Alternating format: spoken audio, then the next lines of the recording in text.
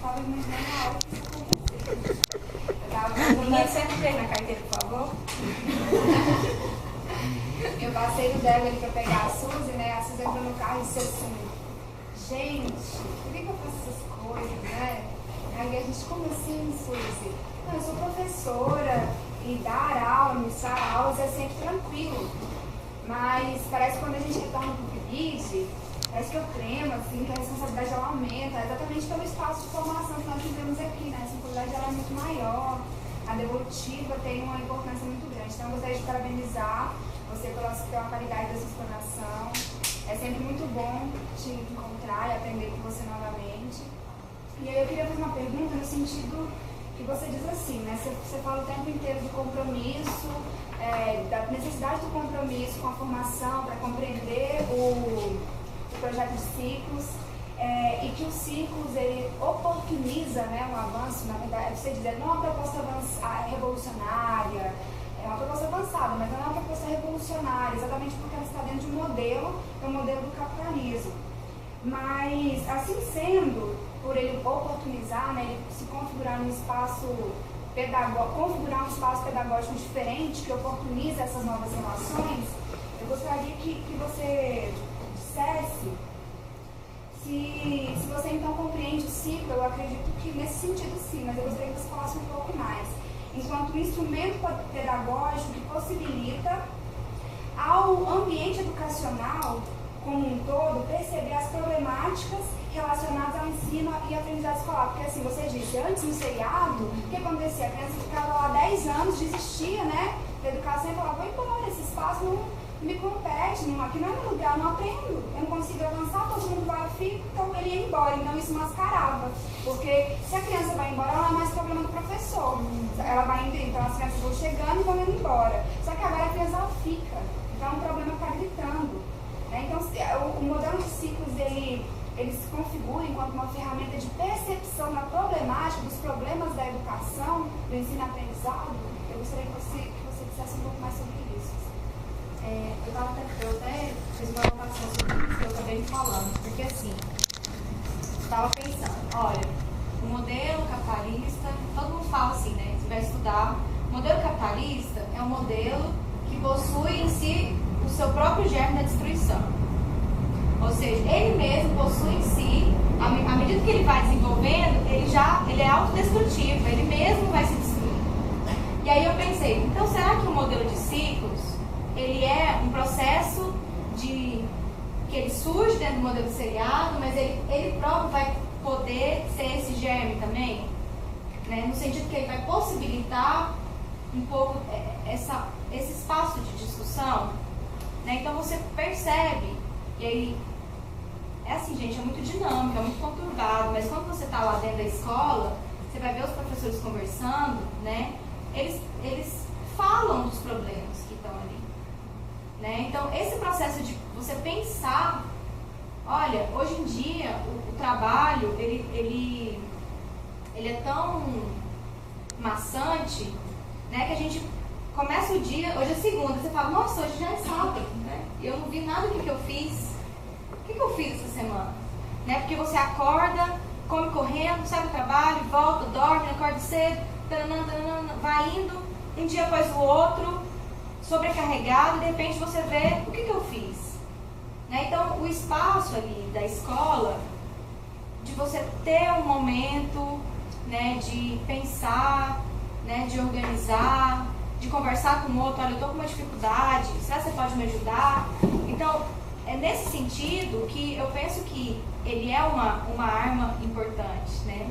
E a gente já vê que esses espaços, à medida dos processos, as mudanças de gestões, né, da prefeitura, alguns desses espaços, eles estão já sendo comprometidos.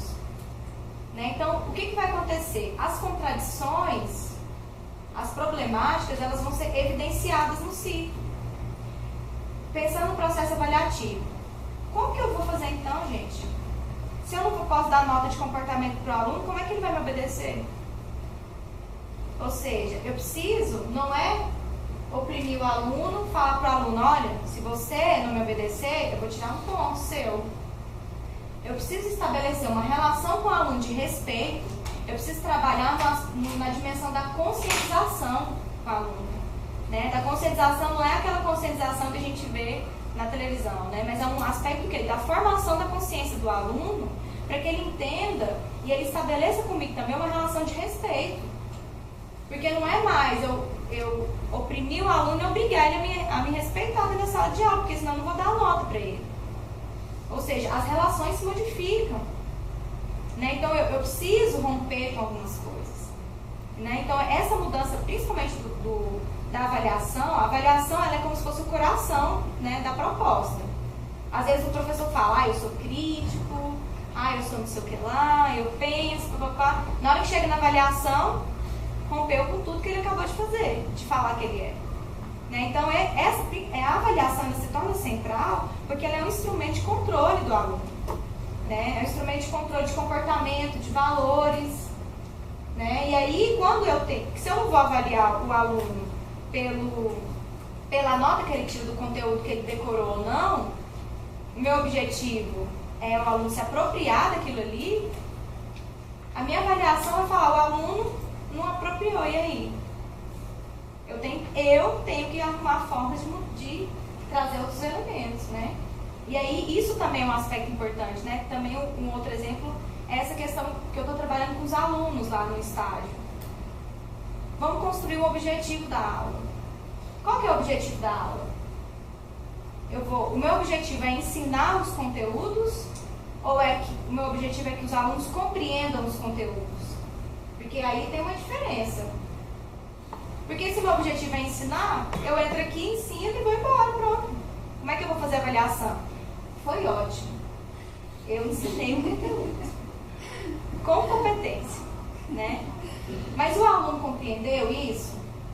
Agora, se meu objetivo é o aluno compreender, mas aí eu vou ter que ralar para eu me munir de instrumentos, né? De metodologias, de estratégias metodológicas que eu vá possibilitar essa compreensão para o aluno. Dentro das limitações dele, dentro dos problemas familiares, né? Culturais, dentro dos problemas econômicos, né? Então, como que eu vou fazer isso? Então, isso muda.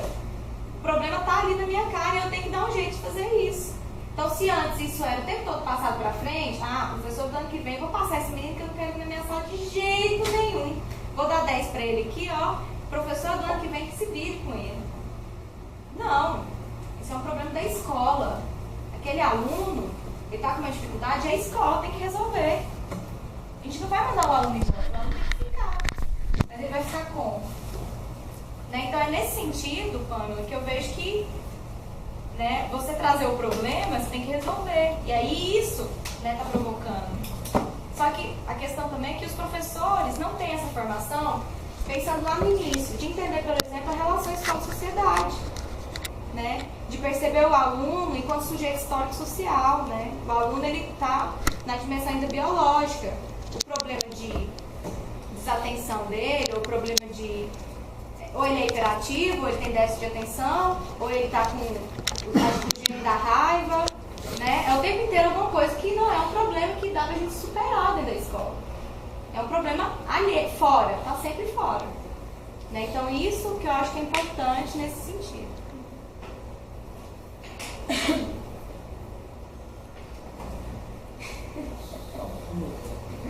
Suzy,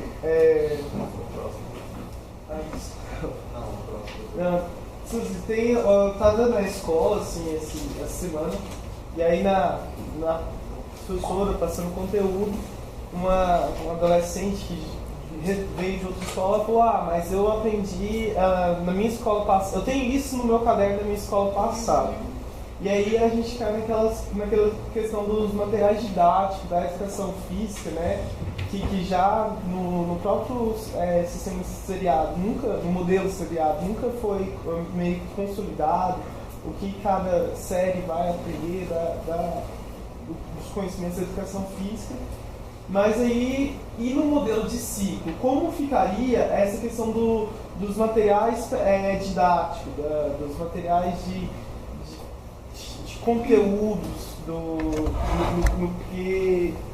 no que rege o ensino e o desenvolvimento do adolescente e da criança a partir dos materiais didáticos? Assim, qual que é a sua visão assim, sobre os materiais didáticos? Olha, desse ponto de vista do material didático, o que eu posso apontar é o seguinte. Primeiro, aqui a gente tem uma compreensão, né, pensando do ponto de vista da educação. A educação enquanto um processo, né, humanizador, e aí eu vou me utilizar da educação para trazer permitir que o aluno se aproprie desses conhecimentos. E aí, eu penso que o livro didático, e aí existem algumas pesquisas sobre isso, mas eu também não tenho aprofundamento sobre, que vão, né, ou seja, o que é o livro didático? Quem que constrói o livro didático? Né? O que está ali dentro? Que valores que ele tem que perpassam por ali? Né? Então, o modelo de ciclos, a ideia é ir além um pouco de não ficar preso ao livro didático, de construir esses conhecimentos. O conteúdo, o conhecimento, ele é fundamental, o aluno precisa se apropriar daquele conhecimento, mas é preciso também que a gente associe esse conhecimento, né, à realidade do aluno. A gente for pensar, por exemplo, do ponto de vista do Vygotsky, que ele vai trazer a questão da zona de desenvolvimento proximal, ou seja, eu tenho que trazer um conhecimento que permita o aluno ampliar aquilo que ele já sabe. Né? Então, não é eu me prender ao livro didático. Né? E outra coisa, o conhecimento no seu sentido que é espiralado. Né? Então, eu trago o conhecimento, mas eu posso retomar ele mais à frente, ampliando aquele conhecimento, trazendo outros aspectos. E dentro da educação física é muito complicado, de um certo ponto de vista, é preciso ter um cuidado para analisar também, se houver uma padronização. Né? O que a gente vê nessa proposta de currículo único, né, que tem no Estado? Né? Será que isso não é um problema? Porque isso tira a autonomia do professor, restringe as práticas ao esporte, por exemplo. A gente tem, né, o que é mais importante? É o esporte, principalmente nessa época que a gente está passando agora. Então eu tenho um pouco de receio desse processo de oficialização do conteúdo que tem que ser passado em cada série, porque a gente precisa também analisar o contexto que se insere naquele momento, né? Que a escola se insere e tal. Então, eu tenho um pouco de problema ainda de trazer isso, assim, mas pensando que o material didático também é importante para o professor, né, que está em processo de formação, que às vezes ele não teve acesso a esse conhecimento na sua formação, e que aquele material didático também serve, né, mas não no sentido de se prender a ele, né, mas poder avançar, né, não pegar nada pronto e poder avançar.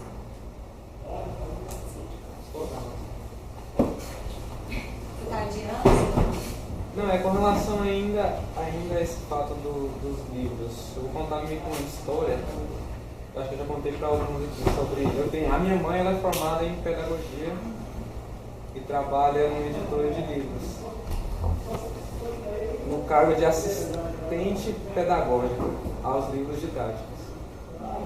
E desde antes de entrar na faculdade eu escutava ela conversar e falar e debater sobre os ciclos. Só que na época eu não sabia o que era, nem tinha ideia do que era. Então, a única coisa que eu sabia é que tinha mudado de série para ano. Só isso. A minha mãe trabalha de que forma? As escolas, ou no caso do nosso caso, escolas públicas, adquirem a partir do Ministério da Educação os livros, a partir do PNLD, os livros didáticos das editoras distintas. Cada ano, ou eu não sei qual é o período, se é por ano ou por algum período de ano, são adquiridos esses livros a partir das editoras e assim as editoras fornecem esses livros. No caso da FTD, ela é uma das maiores editoras que fornecem esses livros para as escolas públicas. A minha mãe trabalha da seguinte forma: as escolas que adotaram esses livros da FTD, ela trabalha de forma a auxiliar os professores a utilizar o livro. Ou seja, ela vai nas escolas e dá, entre aspas, uma aula para os professores de como utilizar aquele livro didático. E essa questão, para mim, relacionando agora com os ciclos e também com outras questões que eu já até debati com o Fernando, eu queria meio que entender. Não estou te fazendo uma pergunta, não quero que você me responda, eu quero mais levantar uma reflexão aqui. Qual que é o papel dessa questão do livro didático relacionado aos ciclos com relação ao que minha mãe trabalha, vamos dizer assim. Por que que ela, no mundo de hoje dos ciclos, o Ministério da Educação meio que apoia os ciclos e colocou os ciclos no que você falou, na perspectiva de tentar melhorar a educação, e de outro lado ele tenta meio que, de um lado ele vai numa posição e do outro vai em outra. Isso meio que me deixa muito confuso. Eu não quero que você me responda isso, eu só quero socializar a minha dúvida, minha reflexão, que isso me deixa muito confuso. Até porque a minha mãe trabalha ali, eu estou vendo aquilo todo o tempo, e agora eu estou mais próximo dessa relação. E eu não tive oportunidade de conversar isso com ela, por quê? Porque realmente ela trabalha muito. Eu não vejo ela muito, ela viaja muito, ela vai em muitas escolas para ensinar professores a utilizar os livros. Isso é uma coisa meio, vamos dizer assim, é muito problemática. Porque, como você falou, os livros não podem ser usados como, vamos dizer assim, o fator principal do ensino do professor. Não deve ser a base disso. O que eu entendo aqui? Primeiro, quando eu trouxe para vocês, né, os dois modelos, né? Tem o ciclo de aprendizagem e o ciclo de formação. Porque os ciclos de aprendizagem, eles vão ser justamente a proposta que o Estado ele vai apoiar. E os processos do ciclo de aprendizagem, eles não se modificam muito, né? Inclusive, ele tem uma base, escola novista, né, de o aluno é o centro do processo, é o aluno que vai organizar o seu próprio desenvolvimento na escola, é o aluno que vai escolher onde que ele quer estudar, né? E aí a gente tem alguns processos que o ciclo de aprendizagem que é fomentado pelo Estado, que são de interesses puramente, olha, a gente precisa que esse pessoal alfabetize. Ou seja, esse interesse ainda existe.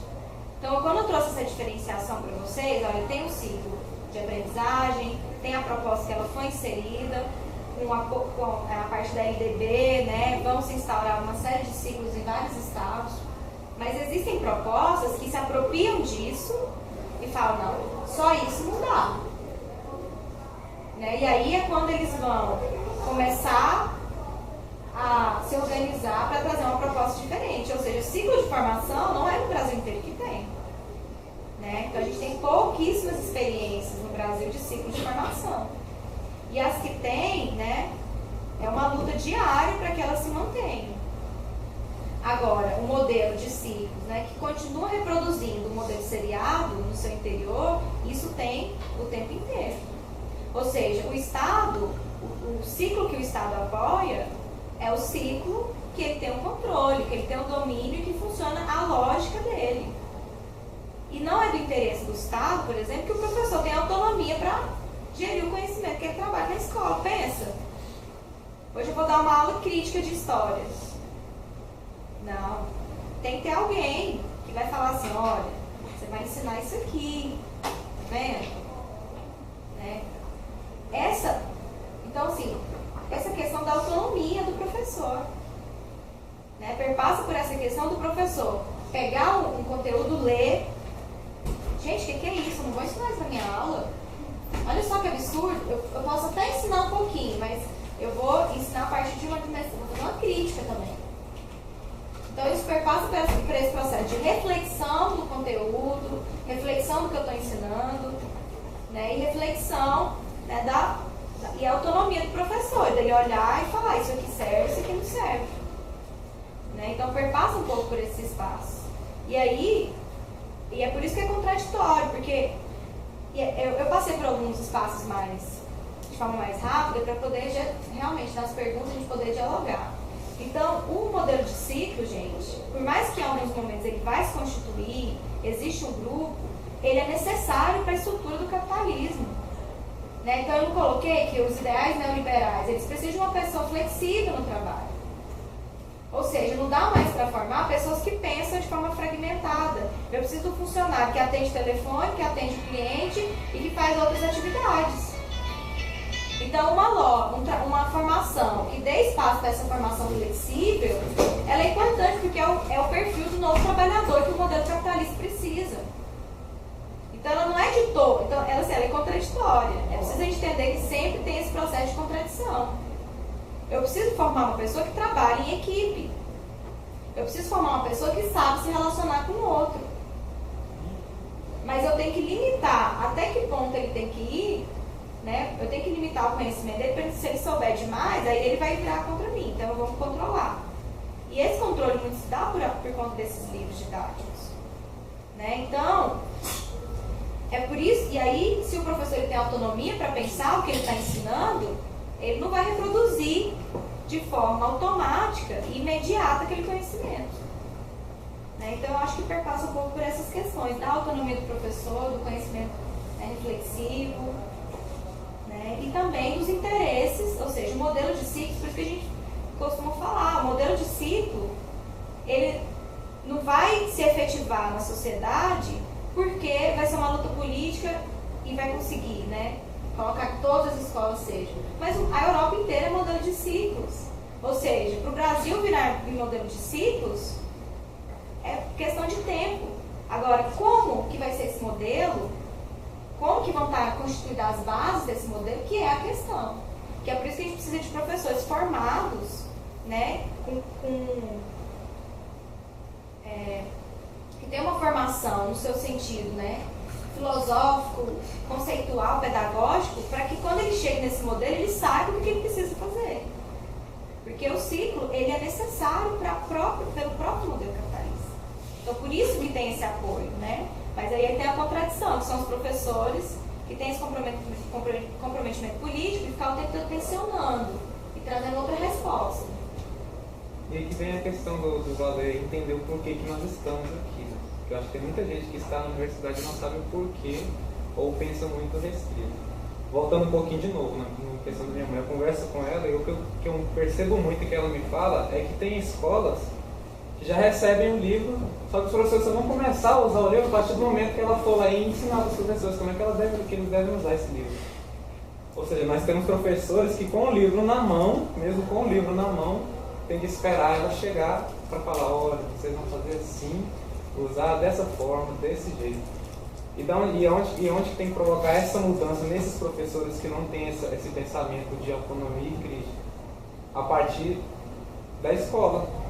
A gente está aqui na universidade para tentar transformar a realidade das escolas. E a gente pensa, a educação física vai conseguir fazer isso? As pessoas ficam pensando, a educação física dá conta disso? Vocês acham que ela dá conta?